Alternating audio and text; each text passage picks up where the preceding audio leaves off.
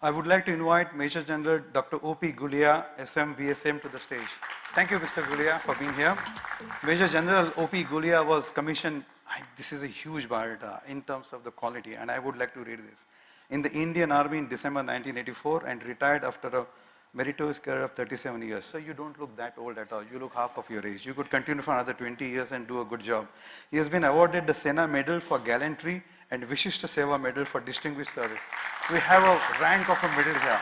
We're very happy, sir. Thank you so much. We feel very proud. General Saab has served in the counter-terrorism operation in J&K. Do you carry a pistol still? So we can't go wrong with you. All right, sir. And all the 7 states of Northeast, which is one of the most difficult areas in North State. Have you traveled to Aizawl? Have you traveled to Guwahati? You would realize how difficult that area is. I know Rajat was there for a long time, right? He was under the commandment of over 18,000 troops and was responsible for 400 kilometers of border. Thank you very much, sir, for keeping us secured. Over to you, Charu. So it is my honor and privilege to moderate this fireside chat on leadership in a high-stakes world, insights from the battlefield and the boardroom on thriving amid uncertainty and disruption. We had a very, very insightful keynote from Dr. Dunstan Pereira earlier, and we are taking those thoughts forward with through this fireside. Obviously, a lot of different insights will come in also because we have a major general from an army where I think the kind of environment where they have to make decisions is completely different from a boardroom kind of environment. Though nowadays, I have heard that even in companies, companies create war rooms.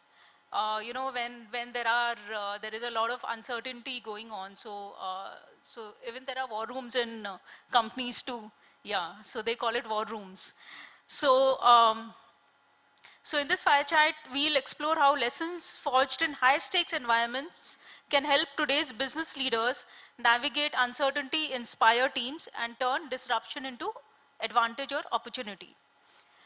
So I have three sets of questions on 3 different pillars, let me say that. So the first question to both of them is about decision making under uncertainty. So my first question goes to you, General Saab. In military operations, waiting for complete information can mean losing the initiative. How do you make life-critical decisions when information is incomplete, uncertainty is high, and there is no second chance? Jai Hind to everybody. Charu, you rightly said that there is no second chance in battle, or we say there are no runners-up in war. You get one chance and you have to win that day. If you don't, then you're gone. The lives are at stake. Now, in these kind of situations, how do we take decisions? The information, as you say, is never complete. Whether it is corporate or in army, the information will never be complete with you. So how do we go about it? And for us, it is even more difficult to get information about enemy because he is hiding everything from you. So basically, there is a very famous scholar called Sun Tzu. He is a Chinese scholar. He wrote a book long back called Art of War. And there he emphasizes on information. And he says, if you know about yourself, if you know about your enemy, you need not to worry about the result of 100 better. That is the importance of information. Now, how do I take decision in lack of information? How do I go about it? So basically, we adopt 3 principles: the know, decide, and adapt. How do we go about it? First is the know. Know is basically the information. The information we generally divide into 3 parts: must know, should know, and could know. Must know is the one I must get that information without which I can't take a decision. Something like all of you know the Kargil war. There are 10 hills, 10 peaks. I must know this is the peak enemy has occupied. That much is important. Sometimes when I don't get this, I even put my life at danger. I'll expose my men in front of those peaks so that I draw fire from him, so that I get to know, okay, this is the peak he has occupied. So I take a decision, must know, based on must know information. Then I go about should know. How much ammunition he has, what weapons he has, how many mines he has laid. That is the should know information. That's why Sfed Sagar, some of you would have seen, We send those aircrafts, we put them into danger, but get to know how he's deployed there. And then comes could know information. This is applicable across the board. Could know means who are the person who can help him during the time of war. So without it, I can still take decisions. When these three things are there, I get to know this, and then I go deciding about the particular plan. How do I make that decision? We go very structured. Right during the time when we have plenty of time, we analyze a situation in great detail. You can do it in corporate also. We list factors. What are the factors which are important? I analyze those factors. In this case, what is my aim? What are the terms of reference? What restrictions have been put on me? Should I cross the LC, not cross the LC? Should I employ the Air Force or not? The third thing is ground, most important factor to me. I analyze the complete ground, how enemy will take advantage of it, how will I deploy myself. Time, how much time is available with me. So I list these factors like that and then analyze how enemy will do, how I'll do. Whether that information is available or not, I'll still analyze those. And then I draw the courses of action available to enemy. What courses, 1, 2, 3, 4, 5, based on these factors, how will he fight this battle? Based on that, then I draw my courses of action. That's the options you call it. Each option of his will be countered by my own best options. And out of that, then I adopt one option, which is the best option I feel, and I go with that. And when I go with that, the third factor is adapt. As Preraji said, that no plans survive these days. Disruptions are so much. For me, it is the first factor itself. The moment I step into the battle, no plan survives the first bullet.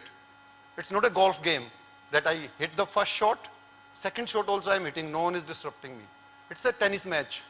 I hit a ball, from the other side, he is responding. So I have to now respond. So I have to adapt this.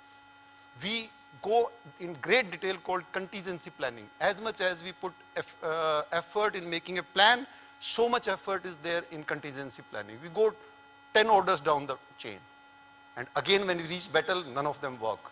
So what do? I adapt at that time. I keep 100% reserve. I line up 100 men for the first battle, there are 100 reserve. In corporate, you also, when you say share, investing in share, you say never put all eggs in one basket, diversify it, and still keep some cash. So I keep my gunpowder dry. Whenever is required, I apply that. That adaptability is so important for all of us. Today also, when I shifted from army to corporate, it just took me 3 months to adapt to this new situation. And this is one factor which is written in my annual report also. The boss writes how adaptable I am. So that's the importance of adaptability, and that's how we take these decisions and go into the battle. Thank you. Yeah, thank you. I think adaptability is one of the most important things nowadays, because if you don't, because plans, if planning is not working, long-term planning definitely is not working. So you need to keep adapting your plans to it. Even in business, while in war, lives are at stake. Even in businesses have to learn to adapt. They must survive, they must progress, and they must ensure that their employees are secure in their jobs.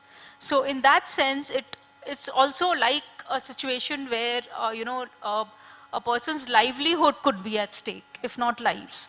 So my next question goes to Sandeep ji. Business leaders face geopolitical uncertainty, supply disruptions, AI disruptions, changing customer expectations. How do you make high impact business decisions when there is no perfect data and the environment is changing every week? Yeah. It's very true.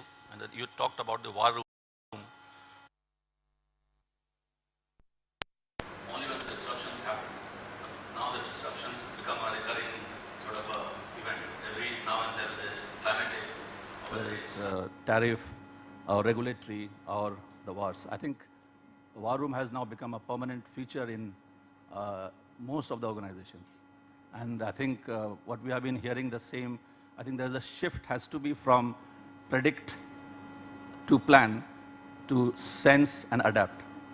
So earlier it was a sort of a assume that the world is perfect, and we used to predict, we used to have a forecast, and we used to plan. But now I think we need to sense in advance what exactly is forthcoming and quickly adapt to it. That's what, that was being mentioned. I think that is very, very important. The other is in terms of incorporate, I think it's very, very important also now looking at all the disruptions that are happening. I mean, last week you would have seen the typhoon that happened in China, and the ports in Shanghai and everything have got so much congested that the lead times have all increased beyond 10 days. The freight costs have gone up.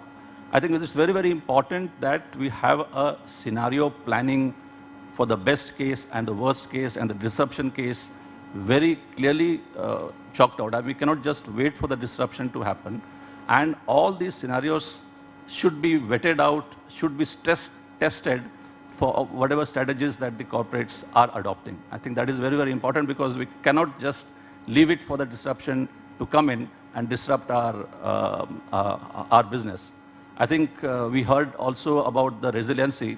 I think a resilient supply chain needs to be built up.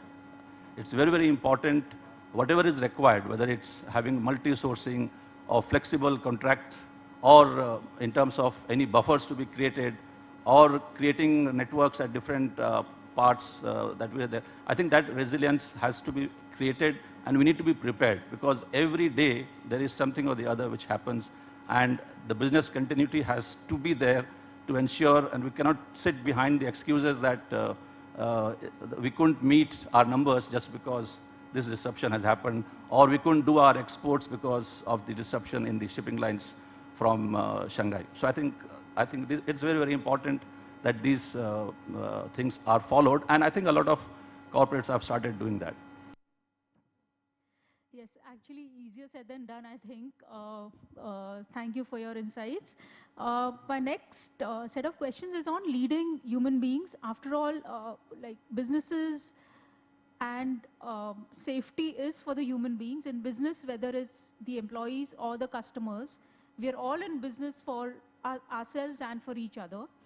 And the army is protecting us because we are the citizens of the country. So my next set of questions is on leading human beings, not processes. So my question to you, General Saab, is soldiers don't simply follow orders, they follow leaders. They trust. How do you build trust, confidence, and commitment in teams when they know that they are actually walking into uncertainty? You see, you rightly said that when my men are walking into uncertainty with me, how do I build the trust that he walks? Just to emphasize that it is not uncertainty, it is a certain death he is walking with me.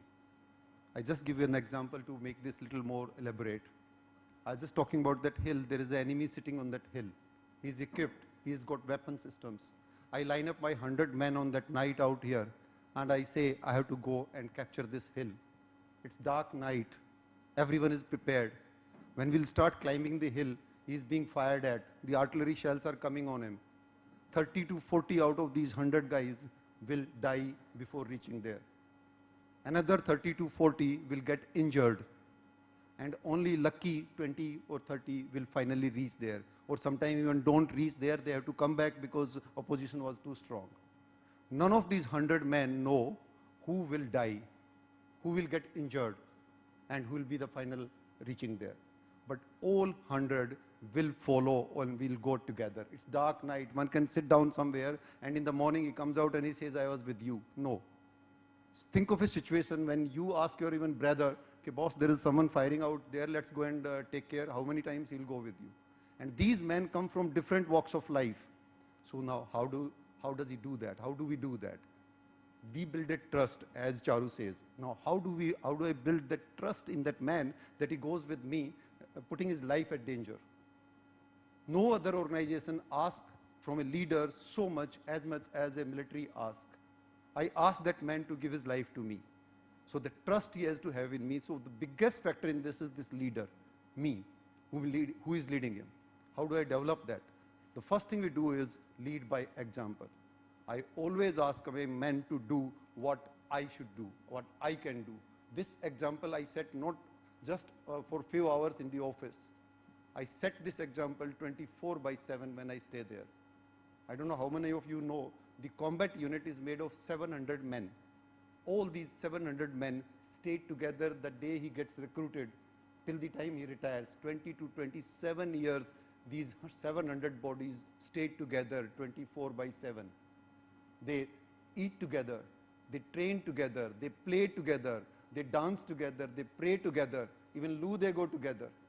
So we know each other so well. As a leader, I can't afford to poodle fake that man. He has to know I have to be upright always, I have to be straightforward, only then he'll follow me. He sees me 24/7. I have to have that courage, the moral courage during peacetime, the physical courage, he sees that every day. I have to have that famous thing, pran jaye par vachan na jaye. I can't be slimy character. I can't tell him do this and I'm doing something else. He's watching me. He's looking at me 24/7. I have to be morally upright. We say no moral turpitude. I can't be looking left and right and then ask that man not to do it. Corruption. In this combat unit, you can never think of a corruption because he looks at you, he will not follow you in war. So these are the things by which I develop the trust in that man. He has that. And in the end, we say we never leave a man behind, dead or alive. He knows it well that if he's injured, I'll get him out of the battle. If he's dead, I'll get his body out. I'll give him the last rites which he deserves. And once he's gone, I'll take care of his family. You would have seen so many examples of this. That is how we build this trust. Yeah, I think a little bit emotional there.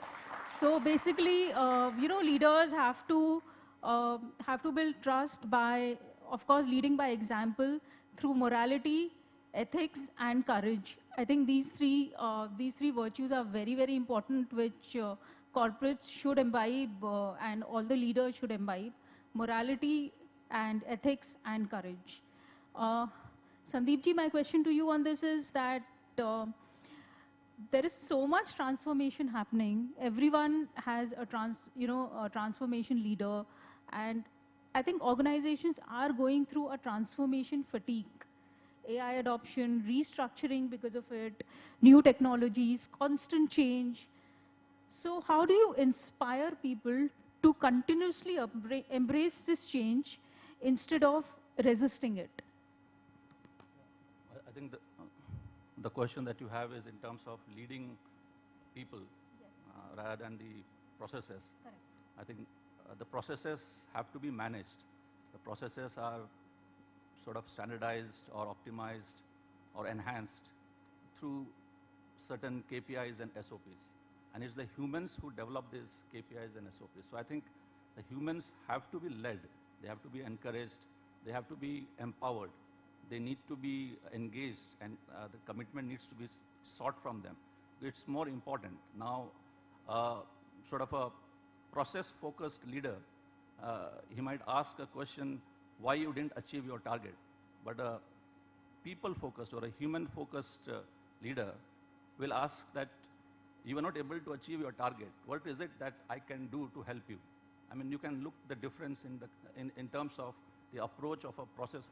And that is more important today in terms of being empathetic with your team.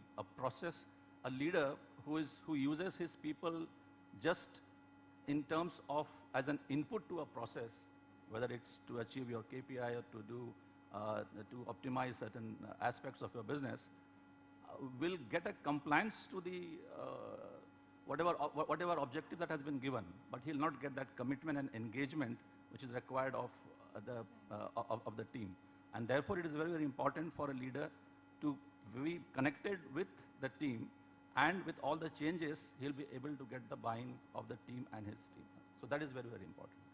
Absolutely, absolutely. Across all levels, I think it's very important to ensure that you show empathy rather than just questioning all the time. I am going to my next set of questions, which is on future-ready leadership. And a lot of things have been said about leadership for today or leadership for the future. So my question to you, General Saab, is military organizations spend years preparing for situations they hope that never happen. How can business build the same level of preparedness without becoming slow or bureaucratic?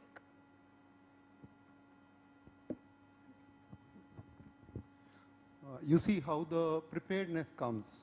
Basically, I look at two things. It comes from the resources, and the people who are handling those resources means training. You can provide the resources based on your capacity, but training you can certainly enhance or not. So the most important factor in this preparedness is, I call it training. You train a person so much that he starts taking the decisions instinctively. Have you ever thought about it, why army carries out the parade or drill at Kartavya Path? Army does not need this drill in the battlefield. I don't have to do this circus in war in front of the enemy. So why do I do this? Why do I emphasize so much on this? This is the what I call instinctiveness. When he says tej chal, the left leg will go, everybody's forward, right hand will go forward. So I train my people so much that he become instinctive. That is what I mean by training. You know how much an army officer gets trained in his lifetime? No other service, whether it is the civil services or corporate, trains its men so much. Before I get commissioned, I train myself for 4 years. I become an officer, immediately 6 months I'll go for my arms training. After 5 years, I go for a combined training for 3 months. At 9 years, I go for a staff college. 1 year, it's a college. I put on CVs, I behave like a collegian, 1 year. At a colonel, I do higher command, again in Mau, as a colonel, as a college. Then at a brigadier, I again go for National Defense College in Delhi. 8 years in my 37 or 30 years, I have got trained structurally. So we train so much that when time comes, I take those decisions instinctively by men. Similarly, when you say, how does this happen in corporate, I can just say two things. Don't be the man of process. Don't write those big manuals or SOPs. They are good during the time of training. But you train that person so much. We call it a directive style of command. As Sandeep ji said, you just tell him that this is what is your mission. You give him the resources, what he needs to complete that mission. You tell him his role, that in this mission you are supposed to do this much. Then you train him on that. Thereafter, you give him the authority to act or react when situation comes. Then you don't have to bother about these manuals, SOPs and all. He will react at that time when it is needed. And where you as a leader has to concentrate is on those critical factors. 4-5 critical factors hote hain har life mein, har organization mein. Like when I look at it, if I give you an example, when a tiger comes and does the hunt of a bison, bison is a big bloody huge animal. He'll toss him up if he comes closer. But the tiger clings on his neck out here. And he hangs on for those 2-3 minutes because he knows finally he'll fall. That is the critical part of that organization. You have to save that organization. If tiger goes to the leg, the tail, the ear, doesn't matter to bison. So these peripheral things, a leader doesn't have to concentrate. You concentrate, find out those 3 factors, concentrate on that, let your men tell them the role and do the rest. That is how I prepare and don't follow the process. Thank you. I think training is very, very important. To be honest, the way my career went, I was just promoted, given a team without any training on how to handle a team. I was just going by instinct. I was just going by the way I was brought up by my parents, and I was just going by the way I saw my bosses behave with me. So I think that's not a great example of mentorship or being a leader. I realized it very late that at least I should have, if not the company, I should have probably gone into some training myself. So yes, training is very, very important across all levels, so that we know. And like he said, instinctively, there's a book called Blink. I think we all would have read it or heard about it. That when we train so much, or when we've done a lot, when we have a lot of experience on something, it's just a blink. The decision is actually a blink. It's very, very instinctive. So thank you so much for that perspective. My question to you, Sandeep ji, is that supply chains have become the competitive advantage of modern enterprises. What capabilities should leaders build today so that their organizations don't merely survive, but gain from it.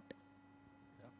So Charu, I think a lot of, in terms of a future leader, I think Dr. Pereira alluded to a lot of it when he was talking. And if you look at the traditional leadership, I think that is getting dismantled, which is more authoritative, hierarchical, and I know everything. I know, and that whatever I say needs to be followed. I think that is slowly breaking. I think the leadership needs to create sort of a condition which is a collective sort of a leadership moving towards some meaningful goals. And as again, it's at the cost of repetition. I think for future and also in the scenario and the environment that we live in, it's very important for a leader to be agile, to be adaptive, to be also courageous. He needs to be courageous to take quick decisions. He needs to be also a collective leader. I mean, a leader who takes the entire team together. He cannot be a solo leader sitting in his office and commanding and telling that this needs to be done. At the same time, one important thing which was mentioned by Dr. Pereira was in terms of creative, being more innovative with coming up with a lot of important things. I think a leader is not only required to be strong to manage that disruption, he is somebody who needs to also create a strong team. So that it's not only a leader, it's the entire team who comes together to manage the uncertainties that we are living today. So that's very important. Yeah. Yeah, I think that's important. A strong team and combined leadership, so that everybody is in the know, and the left hand knows what the right hand is doing, and the supply chains know where the procurement is going. So yes, very important there. So I have a closing question, the same closing question to both of you. Looking back at your career, what is that one leadership belief you held early on? You had a leadership belief earlier, but now you have completely changed your mind about it, that it's no longer your belief. Okay, I just following Sandeep ji when he says, I know all. This is what I think I had that myth initially when I joined the army. I thought I got to know all about what I am doing. That time I could afford it. I had just 10 men. My responsibility was to defend 200 meters of an area, 3 trenches, 10 men. I could know them everything about that area. I know the weapon, I know the ground, I know the trenches. But as I started growing up, I had to command 18,000 people.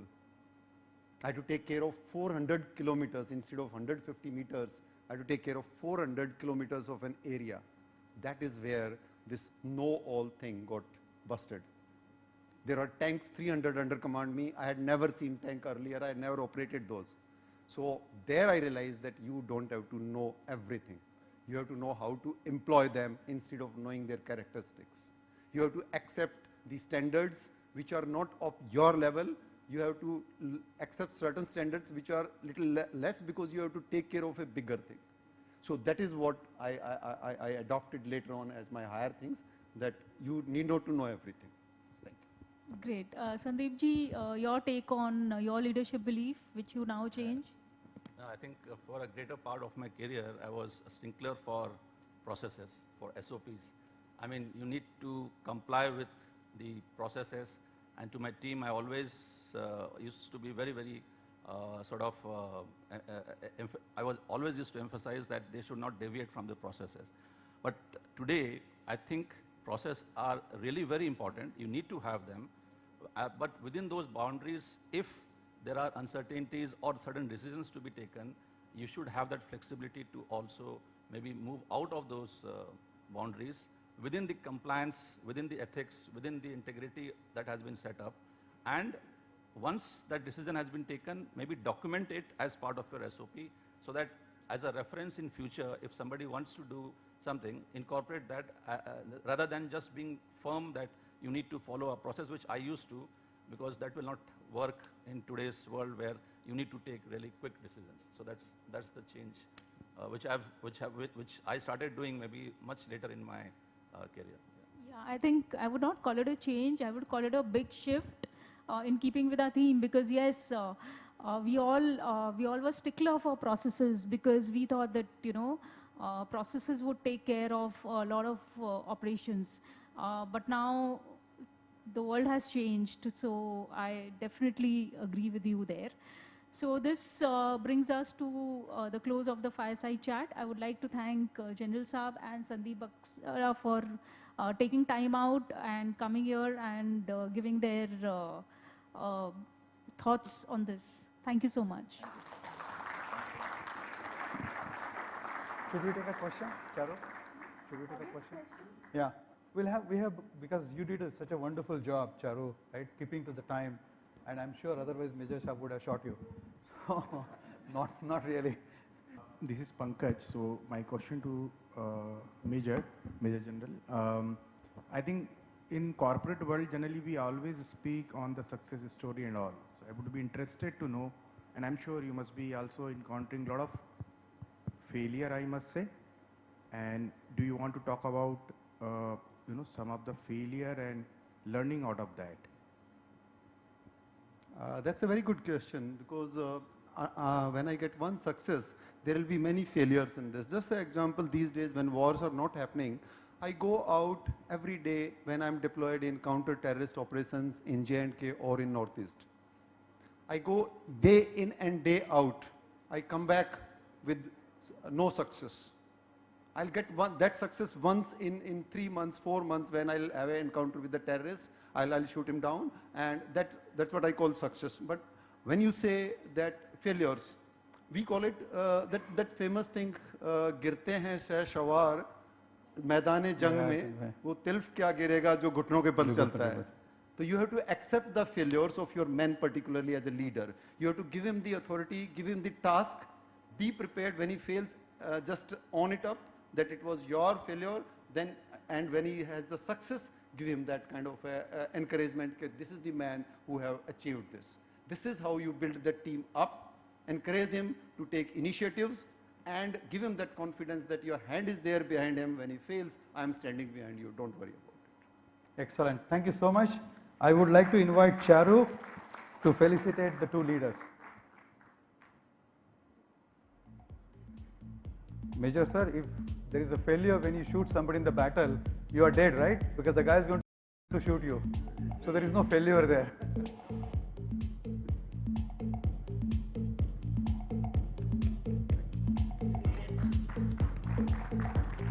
Keep the claps coming, guys. That's what we would like to hear.